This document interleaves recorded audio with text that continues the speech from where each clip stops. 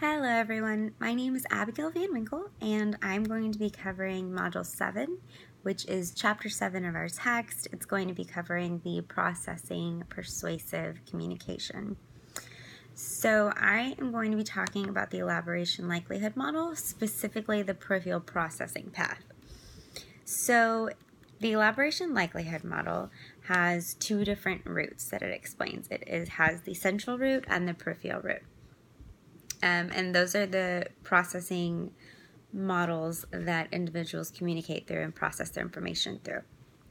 The peripheral route is characterized by our text as a superficial thinking and consideration of factors irrelevant or peripheral to the actual message. So it's just extra things.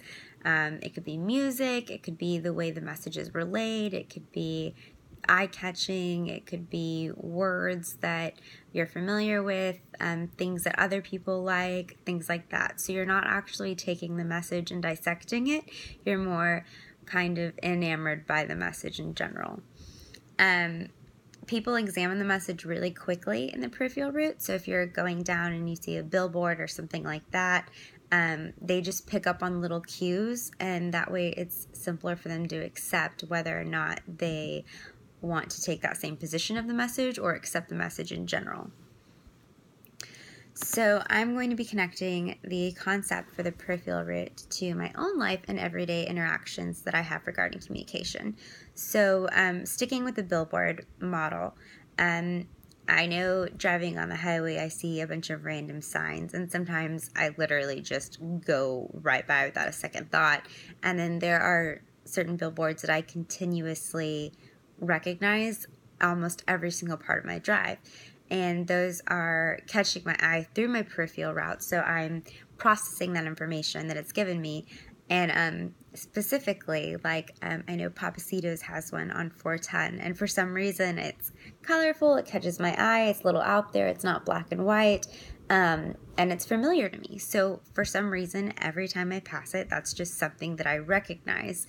And I know that they were doing like a happy hour or something with like half price fajitas, and for some reason that billboard catches my eye every time, and it's something that I was like, oh, okay, so I accepted that, and it's something that I have stored in the back of my memory for no reason at all. But if that same message were to come across, say, in a newsletter or in my mail, I might not have gone through and looked at it and researched what day it was and things like that. I would have just skimmed through it because it didn't catch my eye through my peripheral route that way. So I infer that because types of communication varies with different target audiences and goals, that the way we process that information is going to be different too. My grandmother might not care about a billboard on the side of the road, but she might read the newspaper and she might get her information that way, and she would process it through like a central route, as opposed to me when I'm driving and I'm busy and it just catches my eye and it's something I can look forward to. Communication is the exchanging of ideas and information, and it's important that we know our audiences as well as ourselves so that we know how we process that information. That way we're not looking for things that are irrelevant to us or things like that. We know what to look for. We know what we're interested in, and even if it is a peripheral route, there might be some things that need to be looked at a little harder and not just catch our attention like that. So it's good to be aware of how we process certain things, and it's also good when we're getting our own message across to know what works with certain audiences and what doesn't. So in conclusion, it's important to understand the role of communication and the processing routes that we have in our everyday lives so that we're aware of the effect communication has on us, as well as the message that we're delivering and how it might be processed by other people.